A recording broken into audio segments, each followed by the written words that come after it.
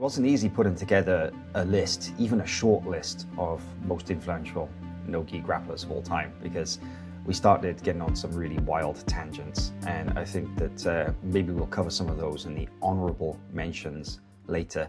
But I just love this idea of doing the most influential no-gi grapplers of all time, because we managed to put together some interesting names, let's say, right? Some names that you might not see on regular lists elsewhere about this kind of thing.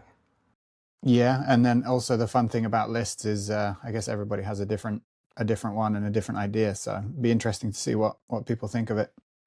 Well, I think that ours is the definitive and the most correct in all the universe, the best ever. So Definitely. I will dispute anybody who wants to argue, but I do welcome constructive criticism.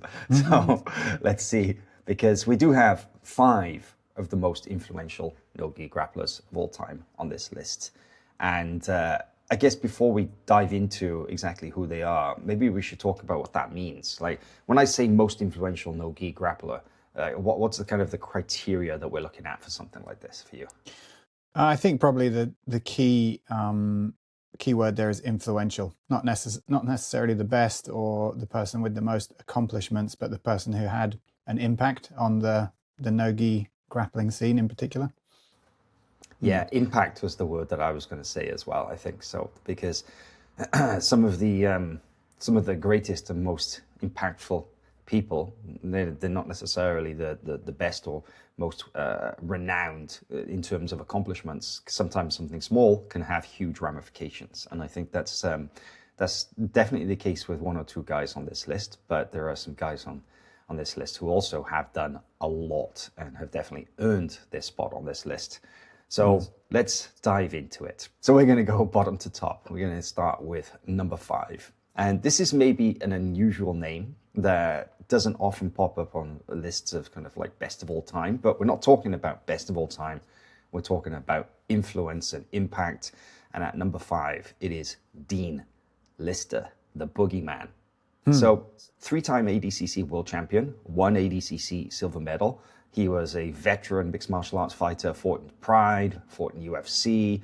He has a crazy ADCC record of 18 wins and 8 losses. But in that 18 wins, 15 of those wins were by submission. That is a crazy finishing rate. And you look at the list of people he's submitted, he's tapped out guys like João Gabriel Rocha, João Assis, Rodolfo Vieira, Saulo Ribeiro, and he was never submitted in ADCC. He only ever lost by points or by decision. However, Matthew, that's not why we put him on this list, is it? It's not just about his ADCC accomplishments. I mean, those credentials are super impressive on their own, but yeah. But it's not why we put him on the list, is it? Why did we put him on this list? Well, I mean, you've got Rodolfo there. There's an iconic picture, I think, of him heel hooking Rodolfo, right? And I think that kind of summarizes his one of his main contributions, which is reminding people that leg locks are super dangerous and you can do them on really, really good people. And if they don't know what's coming, then they're going to get submitted. Yeah, because it was famously Dean Lister who, in a conversation with John Danaher all the way back in the early 2000s, said the immortal line that why would you ignore 50% of the human body? Because Dean Lister, as he tells it, he went to Henzo's and he was training at Henzo's and he was a purple belt at the time. And apparently he was tapping out lots of guys and with the heel hooks. And John, not sort of saying anything bad about what he was doing, just more inquisitive, was kind of like, what's the deal? What's going on here? And Dean's response, which has become almost canon in sort of the jiu-jitsu legend, is that why would you ignore 50% of the human body? Because previously, everybody kind of like, they look down on leg locks, right, Matt? They just sort of focus on like, oh no, you have to pass the guard and then his upper body attacks, right? Well, it's because leg locks are cheating, so...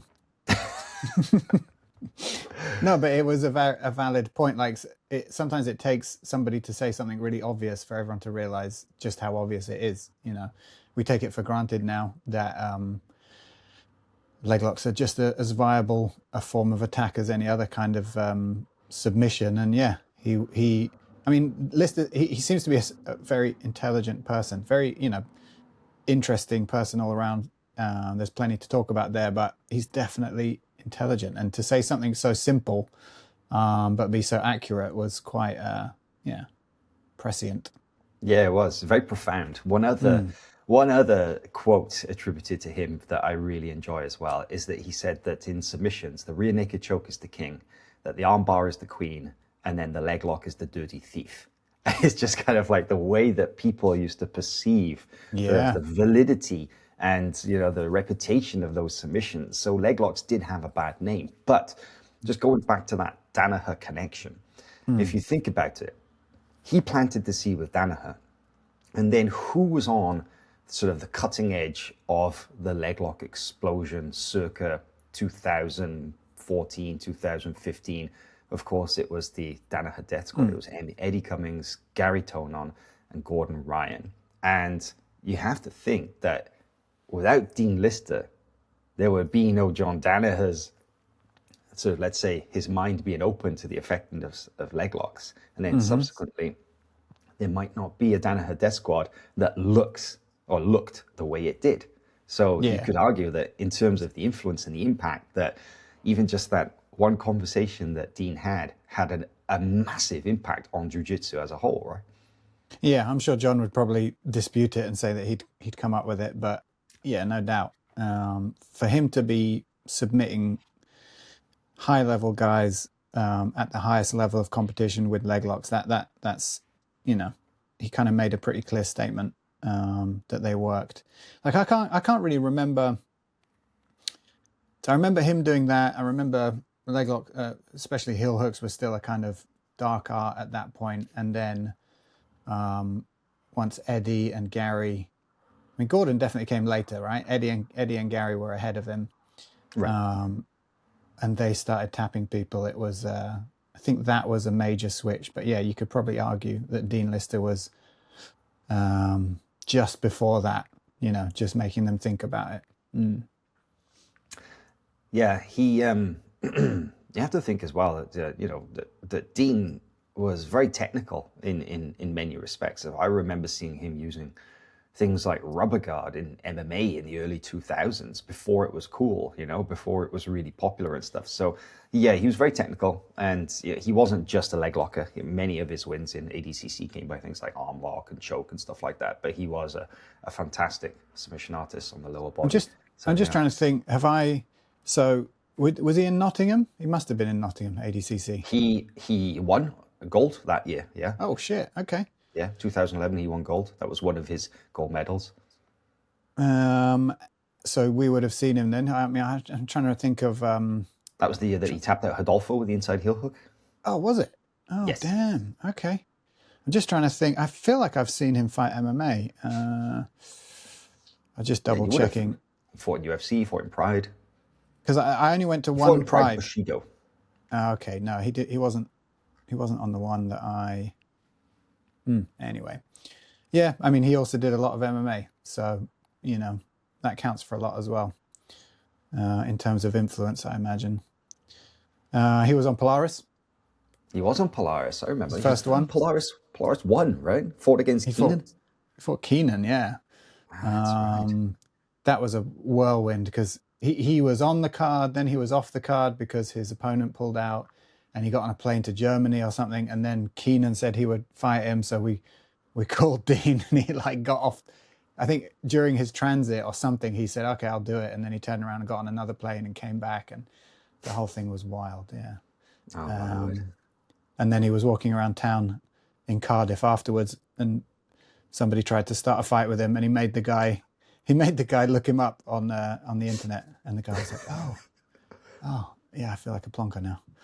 That's genius. That's actually a genius de-escalation tactic. Yeah, I wasn't there, unfortunately. I can't remember why.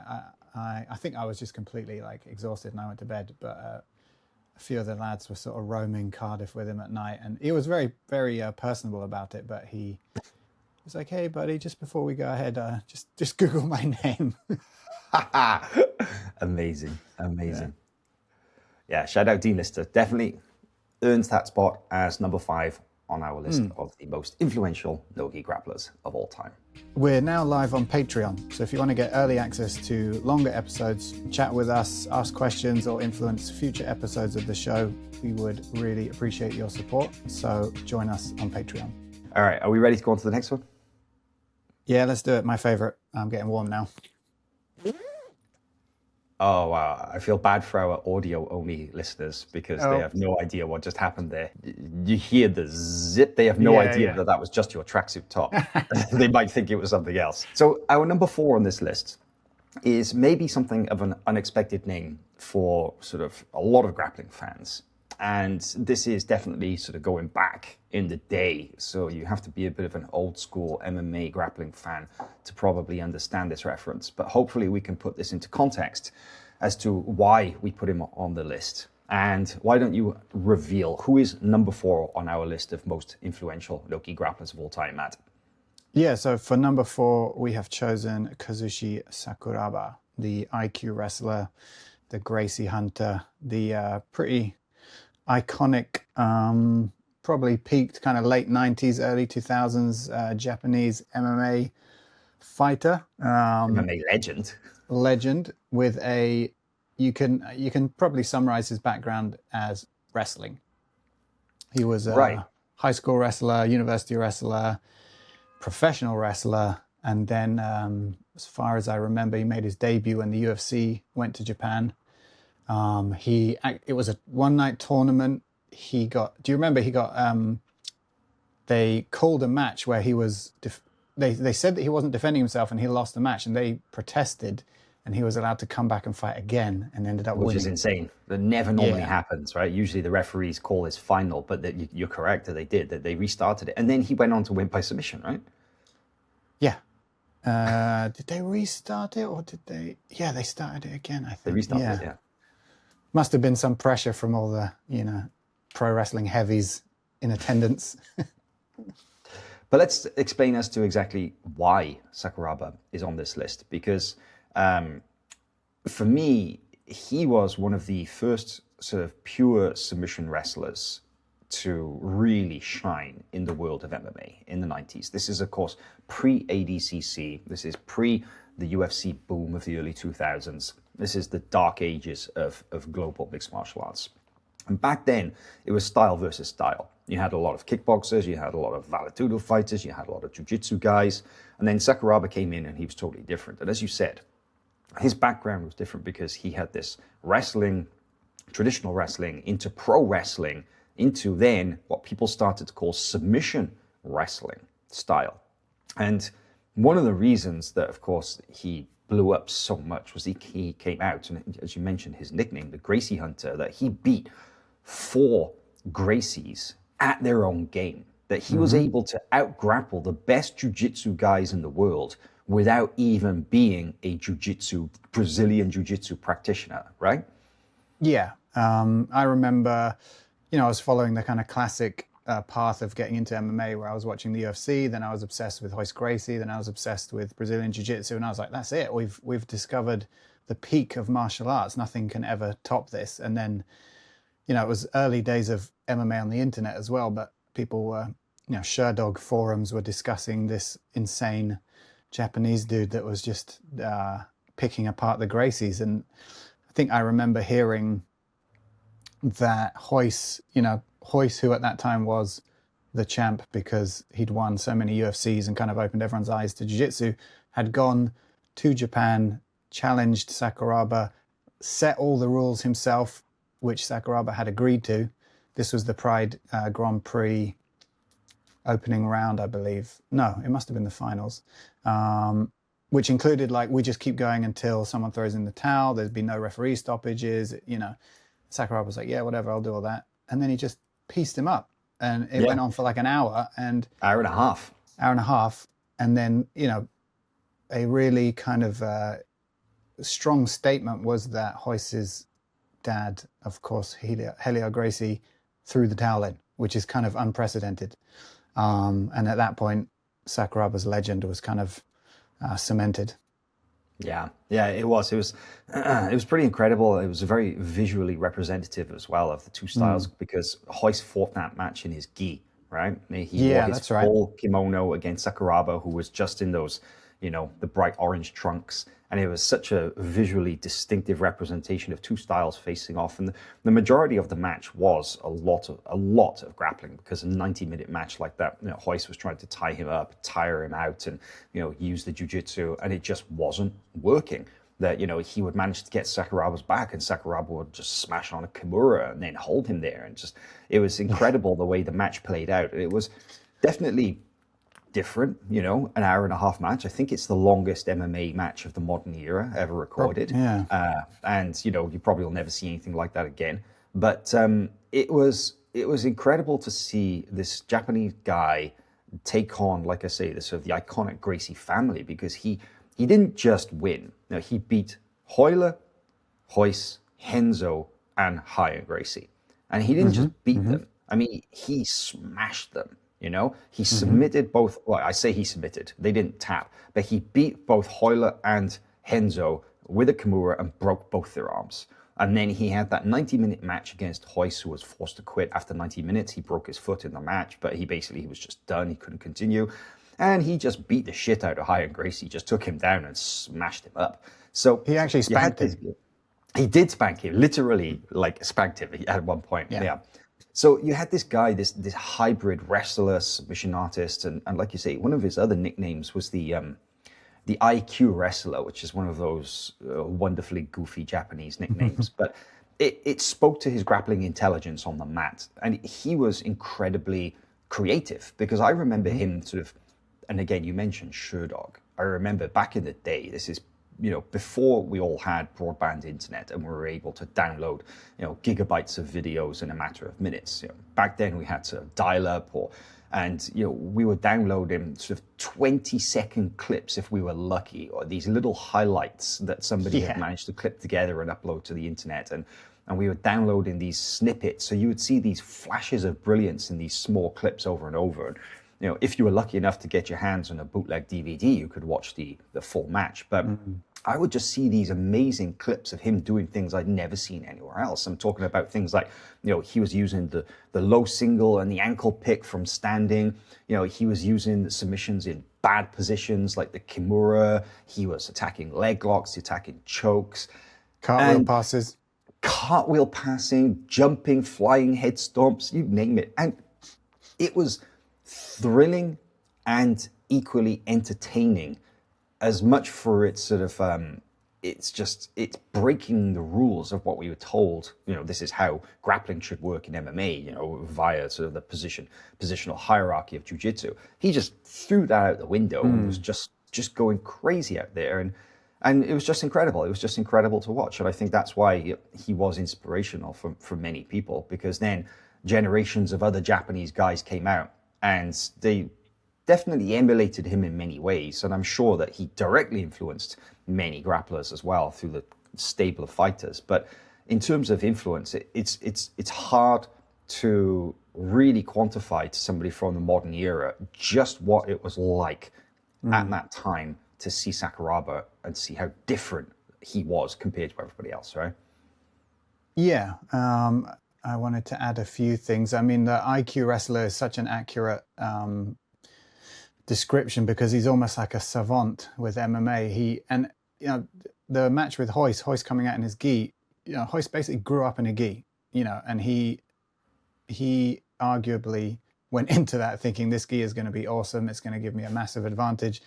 And then within about a minute, Sakuraba had figured out how to just completely fuck up his life using his gi against him. And that went on for the whole match. Fights, right? Remember, he was like holding his collar and then pulling him down and just like windmilling him. That was great to watch. He did. What did he? You remember the Mongolian chop where he just started like double palming the side of his head and like lifting him up by his gi, and his ability to just make things up on the fly just showed how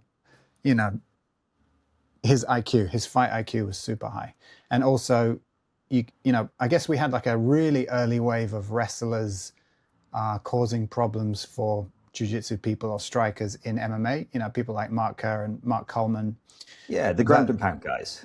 Yeah, and the general kind of physicality and ability to dictate where matches happen that wrestling gives you. But Sakuraba was definitely part of that like middle vanguard of wrestlers ruining jiu-jitsu people's days, Yeah. which is now, you know, carried on now with the American kind of, and what's the word? Where are all the where Dagestan, Chechnya, what's that region? Caucasus. The Caucasus, yeah, those guys.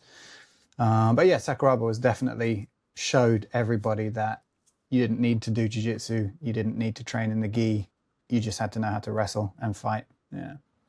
Yeah, he was just light years ahead of everybody else because, like you said, those ground and pound guys like Mark Kerr and Mark Coleman and that era of guys, they would just take people down and then sit in their guard and just smash them to a pulp. Yes. And Yes, he was much really more advanced than that. Yeah, you're right. Yeah, there wasn't really a lot of high-level technique on display. I mean, high-level wrestling for sure, but it was very, very linear in that respect. They would just shoot forward, put the guy down, dump him down, however, and then just smash him. Whereas, they weren't, for example, like you said, doing flying cartwheel guard passes or and submissions.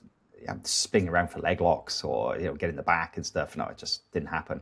And if you ever want to check out just an example of Sakuraba's sort of grappling brilliance, there is a great match a great fight that you can find. It's him versus Carlos Newton, which weirdly turned into like some kind of gentleman's agreement, and they ended up not really punching each other at all. It was like an MMA fight that was basically just a pure grappling match, and it was so much really creative mat work because Carlos Newton was a fantastic technical grappler as well, and they ended up having this sort of crazy grappling match where there was a few body punches thrown, but it wasn't really like an MMA fight in the traditional sense. It was like a very early display of high-level grappling in MMA context, and it was a lot of fun to watch. I haven't watched that one for a while, but yeah, that used to be a regular. Get that up on the internet and look at that. I used to do that all the time. Yeah. So Sakuraba makes it number 4 on our list, and also I think another thing that maybe Sakuraba should be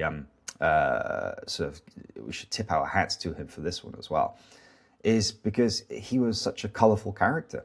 The guy who, like we said, he wasn't wearing board shorts, he wasn't wearing the gi. He was coming out in highly colored or different colored trunks, and he was wearing these ring entrances. He would come out with the lucha libre mask and stuff. So there was a lot of character to what he did as well, and a lot of color, and in an era where everything was quite plain, let's say, right? I think you can say he brought the kind of pro wrestling pageantry to MMA, or was one of the main people to do that, and that's the reason why we're still talking about him years later. He didn't win every match he was in, but he was unbelievably exciting to watch. Yeah, and I think, like you say earlier, without Dean Lister, there would be no Danaher Death Squad. I think that without Sakuraba, there would be no Genki Sudo, and without Genki Sudo, there would be no other subsequent generations of guys who also brought in those theatrics into the fight game as well. So. Yeah, Sakuraba was a big part of the reason that Pride was so big. Like, he was the superstar, the Japanese superstar, and they needed someone like that in order to maintain like national interest in the show. I mean, they had big foreign names like Mirko and Fedor and everything, and Nogueira, but they needed a Japanese guy to carry the torch, sort of thing, and he did it. They just kept carting him out. Man, Vanderlei, they put him in front of Vanderlei. Vanderlei would murder him. Then they'd do it again and again. They sent him out to fight Krokop, like say. Krokop booted him in the head. I think it broke his orbital bone. But he kind of held that promotion on his shoulders for quite a while. And speaking of promotions, there is one other contribution that we can't ignore as well that Sakuraba had to the grappling game in the more modern era. And that is, of course, that he is the figurehead and one of the founders of Quintet. And Quintet, which has been running now for, I think, just over a decade at this point, is one of the most iconic submission grappling events of the modern jiu-jitsu stroke no-gi grappling era, because it was the first major event to introduce the teams concept, and we had some iconic matches and some really high-level guys competing on Quintet. So again, without Sakuraba, there would be no Quintet, and you have to think, without Quintet, there would be no squads, right? So the knock-on effect, very true. He's had something else a strong influence for sure. He really has, and I think that's why he absolutely deserves to be on this list. And I think I'm really happy to see somebody who's just not your traditional nomination to appear on this list. So yeah, if you haven't looked at old Sakuraba stuff, somebody that's watching this, just go onto YouTube now and just have a look at his highlights and his old matches, and you'll be Entertained. Moving on. Matthew, would you like to reveal who is number 3 on our list of the most influential no-gi grapplers of all time? It is none other than Gordon Ryan, the GOAT, the no-gi GOAT. Maybe controversial that he is only at number 3 on this list, but we're talking about impact, we're talking about influence, and it is hard to deny, of course, that Gordon is the most talked about, the most accomplished grappler of the modern no-gi grappling era. And we'll just run through a couple of those. He's the most successful ADCC competitor of all time, if you look at his credentials. 4 gold medals, including the 88 kilogram division in 2017, the under 99 kilogram in 2019, the over 99 kilogram in 2022. He won the absolute division in 2019, took silver in 2017, and has the unique distinction of being the only person to have won 3 ADCC super fights, with 2 of those being at the same event. Of course, he beat Andre Galvao in 2022, the same year that he won the over 99 kilogram division. And usually people aren't allowed to compete in both the super fight and the division, but they made an exception for him. And then in 2024, again, came back and did something unheard of and had 2 super fights in one weekend, beating both Felipe Pena and Yuri Simoes. So incredible list of accomplishments. And of course, his contribution to jiu-jitsu. I mean, not only is he the most talked about no-gi grappler, he's the closest to have gone mainstream with his appearances on various high-level programs and podcasts such as Joe Rogan. But he is, and always has been, really on the cutting edge of what the kids call the meta in jiu-jitsu, right? We're talking about influence, the fact that he has shifted hundreds and hundreds of thousands of copies of his instructionals is just like cold hard proof that he has influenced a lot of people. Yeah, he's just an absolutely incredible grappler, almost to the point where I actually find his the jiu-jitsu itself pretty boring. He's so dominant. His style is not, it's not flashy at all. And I'm purely talking from like an entertainment point of view. He's kind of boring. And I even said this like years and years ago, because he was way ahead of people right at the beginning when he first started, you know. In terms of jiu-jitsu, a little bit boring. That's my controversial opinion, but undisputed. No, I agree, because I compare it to almost like the Roger Gracie era of gi jiu-jitsu. And, you know, Roger was very much the same. He had very basic jiu-jitsu, a very, very effective jiu-jitsu. Hard to stop. He was, like exactly as you said about Gordon, he was just, you know, so far ahead of everybody else technically that it was almost a foregone conclusion what would happen in his matches. And it took away that sort of element of, you know, well, will he, won't he? And it was just so just straight down the middle of exactly what he was going to do. He smashed everybody that way, just like Gordon does, that it almost became a little bit boring just purely via its sort of predictable nature. Yeah. That's not to say that it's wrong or it's bad. It's incredibly effective.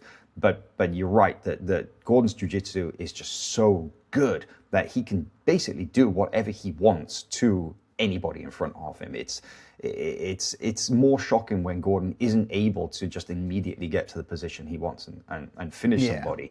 Somebody gives a bit of resistance than it is that, you know, that when he wins, right? And actually, if you look at the number of times that he's lost as a black belt, I'm pretty sure you can count it on one hand. It's like he literally has only about 4 losses in his entire black belt career, which is, again, insane. So incredibly good at jiu-jitsu. It is a shame, you know, that he's a bit of a dickhead sometimes, because that definitely has spoiled it for some people. But if you just take all that personal stuff away and you focus purely on the competitor and the teacher, you know, it's just undisputed, right? Yeah, definitely. I think you've summarized it there.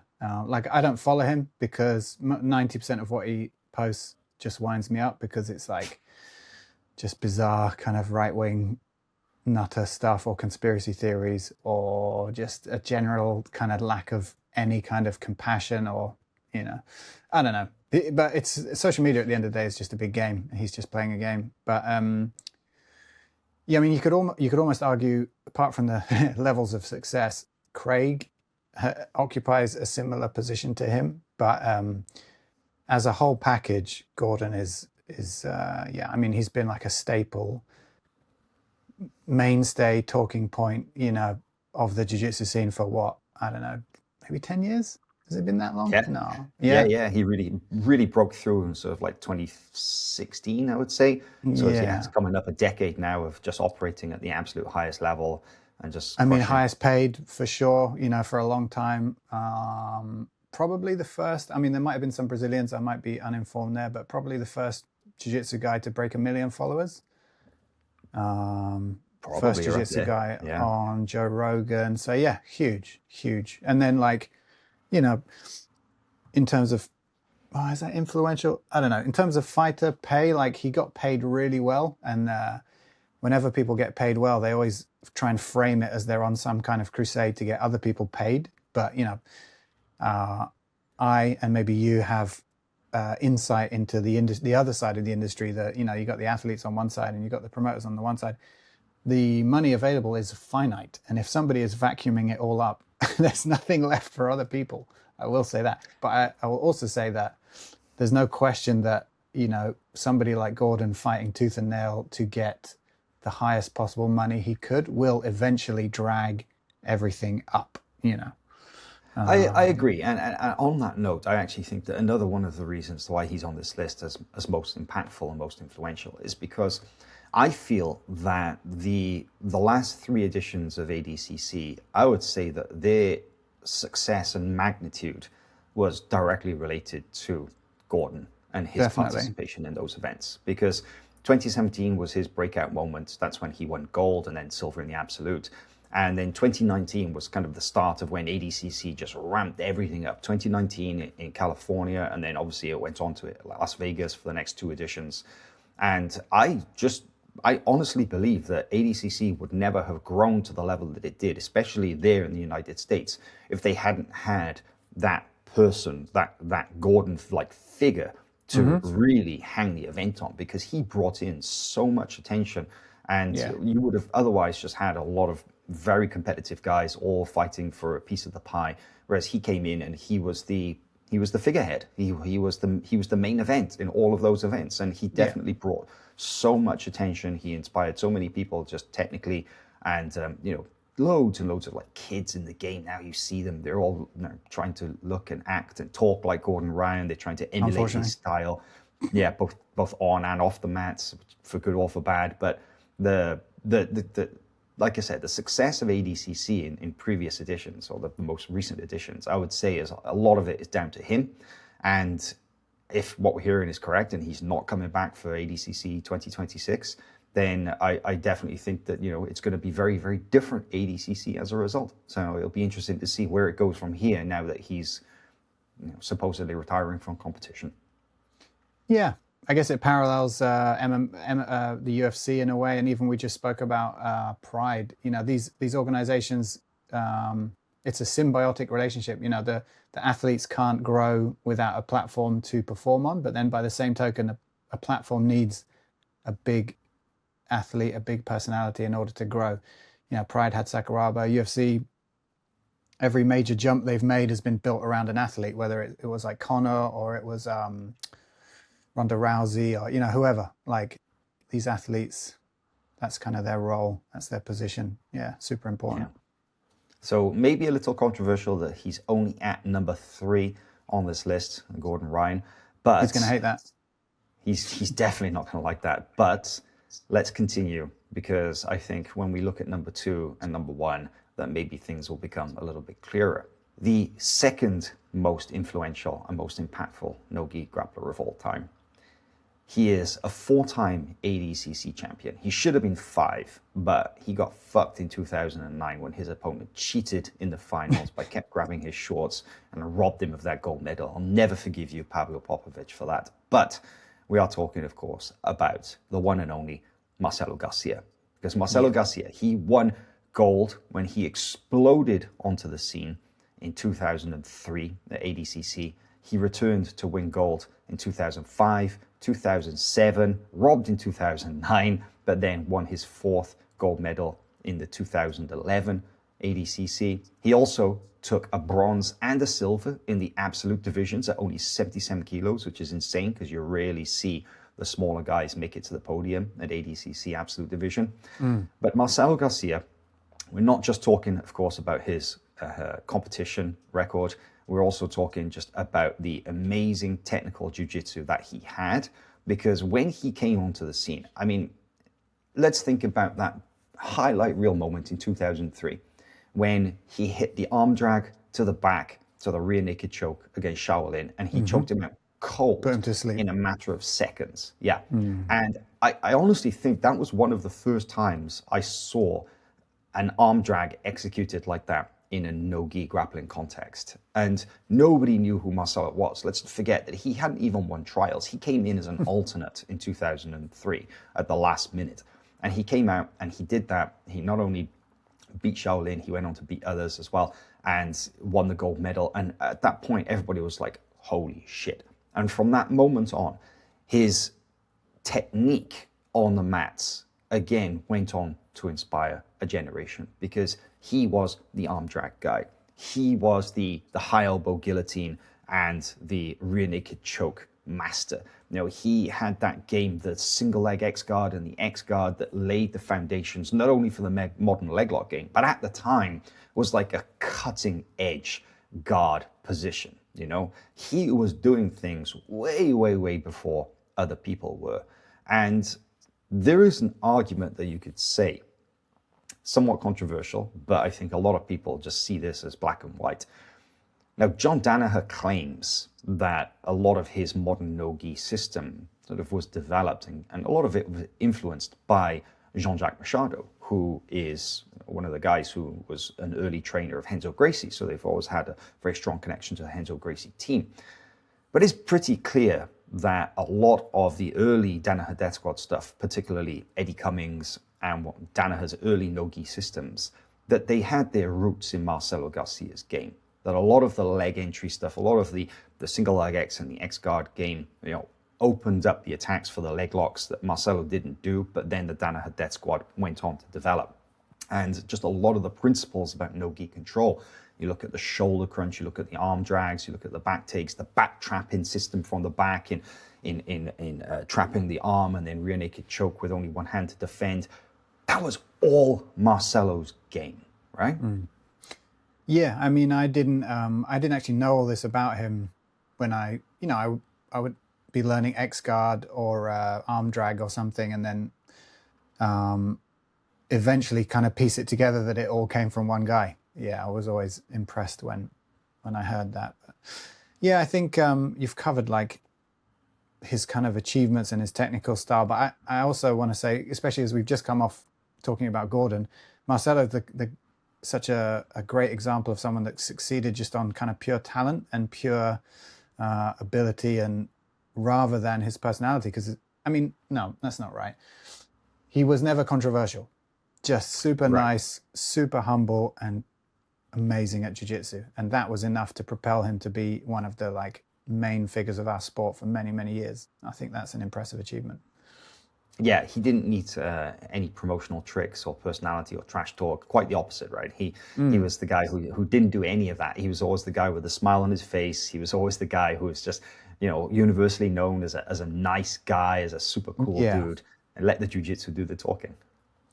Yeah, I mean, nobody really knows what people are like behind closed doors, but his image is impeccable, and I think that's a positive for the sport, and that's an influence that should be celebrated. Another major influence, and one of the other reasons why Marcelo is so high on this list, again, it's not purely because of the technical influence that he had, but this is something that maybe a lot of people are unaware of, so I'm going to explain. But Marcelo was also the first person to really create an online learning portal for jiu-jitsu. In the early days of high-speed internet, that he had a website called MG in Action, Marcelo Garcia in Action, and it was co-founded by his one-time business partner and one of his black belts, Josh Whiteskin, the chess prodigy and high-level chess international competitor.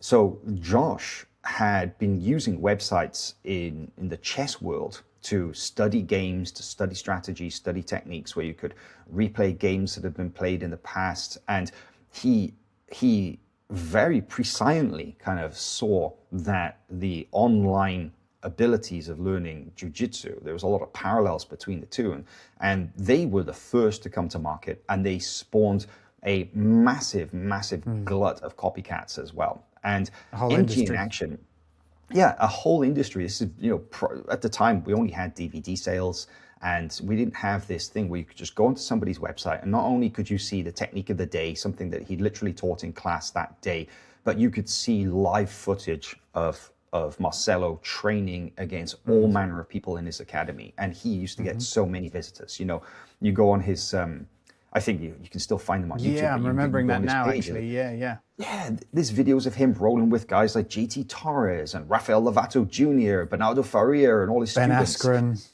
Ben Askren. He used to get so many visitors, and they used to, just upload everything. It was very, very transparent. And at one point, I think back to the early days of Marcelo's MG in action, that it seemed like everybody was playing Marcelo's game. Because, not only was it the best no-gi style of that era, but a lot of people learned from him remotely, never having met with him or gone to his gym, but they trained his style and his systems as a result of their membership with MG in action. And in terms of influence, we're going back to sort of around about 2010, 2011 now, and it was massive. It was absolutely massive. He dominated the online jiu-jitsu market in that sense. Yeah, if you're talking influence, directly, he influenced hundreds and thousands of grapplers around the world with that. Yeah. And you have to think about how many other then sort of came afterwards. You got, of course, BJJ Fanatics came later. Bernardo was a guy who trained at Marcelo's for years. He was a coach at Marcelo's gym. So maybe it, inspired him to create that online learning portal, BJJ Fanatics, the juggernaut that it is. You also look at things like AOJ Online, and Roger Gracie's got an online training academy, and so many others. Submeta, all these guys. Yeah, there's so many that exist. And you have to think that, that had it not been for Marcelo showing the power of something like that, then, the educational side of jiu-jitsu and the way that we access techniques could be very different. This next one is a little, some people might find it controversial. You are quite confident about putting him at number one. I don't know if I would. Absolutely.